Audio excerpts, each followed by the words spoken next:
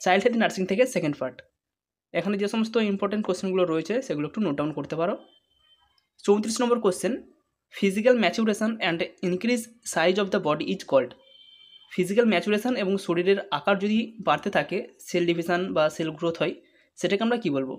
সেই কন্ডিশনটাকে বলা হয় গ্রোথ।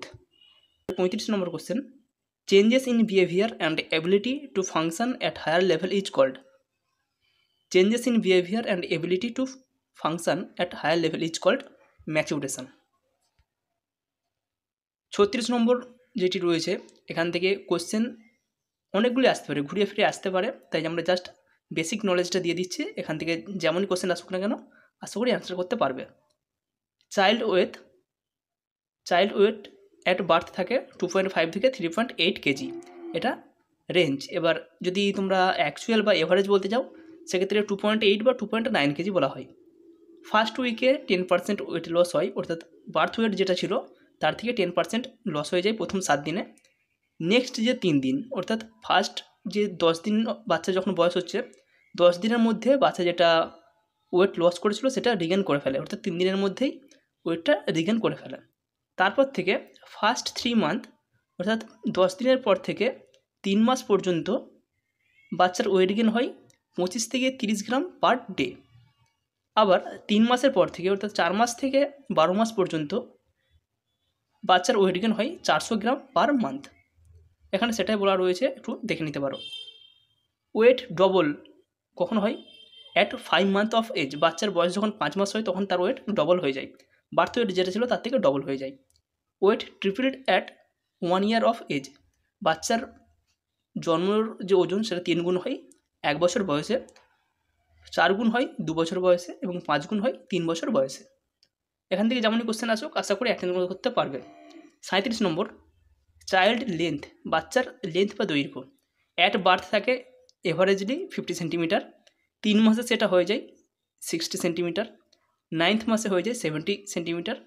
তোমরা যে 3, 9 এগুলো তো না দেখলেও মোটামুটি যেগুলো 50, 75 বা যেগুলো ডবল হচ্ছে এই যে জিনিসগুলোকে লক্ষ্য রাখবে। অ্যাট বার্থ 50, 1 ইয়ারে 75 সেন্টিমিটার এবং লেন্থ ডবল হচ্ছে 4 থেকে 4.5 বছর বয়সে। মাসে যেগুলো রয়েছে সেগুলো একটু দেখে রাখতে পারো, তবে না দেখলেও অতটা প্রয়োজন নেই। 38 নম্বর, এটা কিন্তু প্রয়োজন রয়েছে, বিএমআই কি হচ্ছে? Body mass index. এবার বিএমআই ক্যালকুলেশনের যে রুলসটা সেটা দেখে রাখো, weight in kg divided by height in metre square. এখানে তোমাকে এককগুলো ধরা হতে পারে, হয়তো বিএমআইয়ের একক কী বা কীভাবে ক্যালকুলেট করা হয় সেটা ধরা হতে পারে। সেক্ষেত্রে তুমি যদি রুলসটা জানো, সূত্রটা জানো, সেক্ষেত্রে তুমি আশা করি অ্যাটেন্ড করতে পারবে। বিএমআই যদি 30-এর বেশি হয় সেটাকে বলা হয় ওবেসিটি। বিএমআই যদি 15-র কম হয় সেটাকে বলা হয় ম্যালনিউট্রিশন। 18.5 থেকে 24.9 পর্যন্ত যে বিএমআই সেটাকে বলা হয় হেলদি নিওনেট বা হেলদি নিওনেট, সবার ক্ষেত্রে হয় সেটা বলা হয় হেলদি। যদি 18.5-এর কম হয়, 15 পর্যন্ত হয়, সেটাকে বলা হয় আন্ডারওয়েট।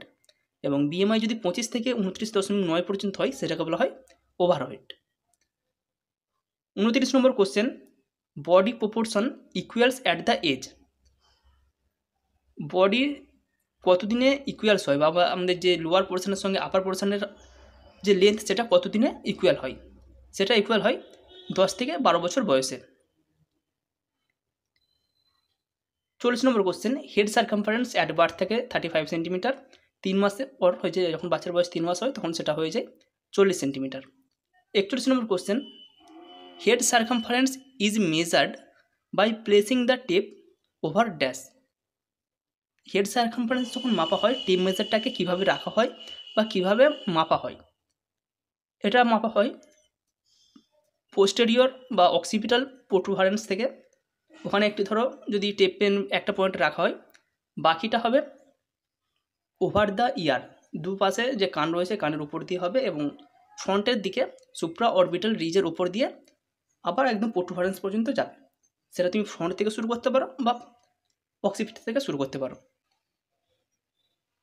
42 নম্বর question, anterior frontally closes at.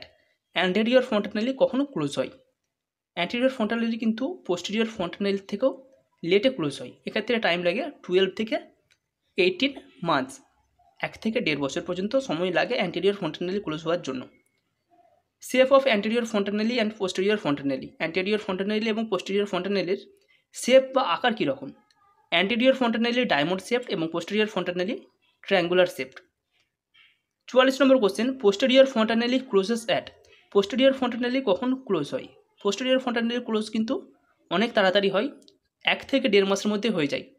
এখানে 6 থেকে 8 উইকস এর মধ্যে পোস্টেরিয়র ফন্টানেলি ক্লোজেস হয়ে যায়। 45 নম্বর কোশ্চেন, ডিপ্রেসড ফন্টানেলি ইন্ডিকেটস, যদি ফন্টানেলিগুলো আমরা প্যালপেট করি হাত দিয়ে, সেগুলো যদি ডিপ্রেসড থাকে সেখান থেকে আমাদেরকে কী বুঝতে হবে? সেটা কিন্তু অবশ্যই ডিহাইড্রেশনকে ইন্ডিকেট করে। ডিহাইড্রেশন যদি হয়ে থাকে বাচ্চার, সেক্ষেত্রে ফন্টানেলিগুলো ডিপ্রেসড থাকে।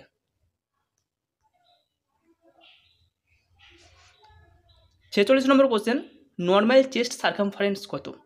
নর্মাল চেস্ট সার্কামফারেন্স আমরা বলেছিলাম হেডের থেকে, হেড সার্কামফারেন্স যা হবে তার থেকে 3 সেন্টিমিটার কম। এভারেজলি যদি হেড সার্কামফারেন্স 35 হয়, সেক্ষেত্রে চেস্ট সার্কামফারেন্স হবে 32 থেকে 33।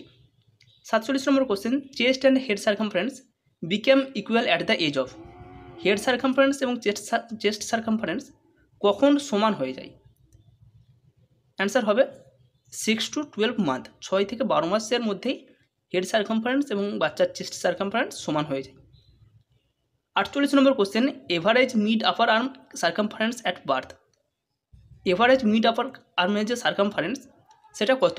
সেটা হবে 11 থেকে 12 সেন্টিমিটার। 49 নম্বর question, first tooth that appears in lower mandible is called, বা তার নামটা কি? লোয়ার ম্যান্ডিবেলে প্রথম যে টুথ অ্যাপিয়ার্স হয় সেটা হবে অবশ্যই সেন্ট্রাল ইনসিশন। একসাথে দুটো মোটামুটি দাঁত অ্যাপিয়ার্স করে, লোয়ার সেন্ট্রাল ইনসিসার সেটাকে বলা হয়। এবং কোন বয়সে হয়? What was the time? এই দুটো টিথ অ্যাপিয়ার হয় at the age of 7 month, 7 মাস বয়সে এই দুটো টিথ বা প্রথম টিথ অ্যাপিয়ার হয়। ফার্স্ট যে টেম্পোরারি টিথ সেটা অ্যাপিয়ার হয় 7 মান্থে। 50 নম্বর question, number of milk teeth, milk টিথের নাম্বার কত? 20। 51 নম্বর question, number of deciduous teeth, deciduous টিথের তাহলে সংখ্যা কত? এক্ষেত্রেও এটা হবে 20। মিল্ক টিথ, ডেসিডুয়াস টিথ বা টেম্পোরারি টিথ তিনটাই কিন্তু একই জিনিস। 52 নম্বর question, all the temporary teeth appears within, সবকটি টেম্পোরারি টিথ কতদিনের মধ্যে অ্যাপিয়ার্স হয়? অবশ্যই অ্যাপিয়ার্স হবে 2.5 থেকে 3 বছরের মধ্যে। 2.5 থেকে 3 বছরের মধ্যে 20টি যে টেম্পোরারি টিথ সবগুলি অ্যাপিয়ার্স হয়ে যায়। 53 নম্বর question, first permanent tooth erupts at the age, প্রথম যে পার্মানেন্ট টুথ সেটা কখন ইরাপ্ট করে বা কখন হয়? সেটা আস্তে আস্তে 6 ইয়ার্স বা 6 বছর বয়সের পর থেকে আস্তে আস্তে সেগুলো কিন্তু ডেভেলপ করে বা ইরাপ্টস হতে শুরু করে। 54 নম্বর question, all the permanent teeth erupts within, যে সমস্ত পার্মানেন্ট টিথগুলো রয়েছে সেগুলি কতদিনের মধ্যে ইরাপ্ট করে? যে 32টি পার্মানেন্ট টিথ রয়েছে সেগুলি কতদিনের মধ্যে উঠে চলে আসে বা ইরাপ্ট করে? উঠে চলে আসে নয়, ইরাপ্ট করে। সেগুলি অবশ্যই 12 বছরের মধ্যে ইরাপ্ট করে। প্রতিটা বা যে 32টা পার্মানেন্ট টিথ রয়েছে সেগুলি 12 বছরের মধ্যে ইরাপ্ট করে যায়। কোনো কোনো ক্ষেত্রে যে থার্ড মোলার টিথ রয়েছে সেটা 18 বছর বয়স পর্যন্ত টাইম লাগে।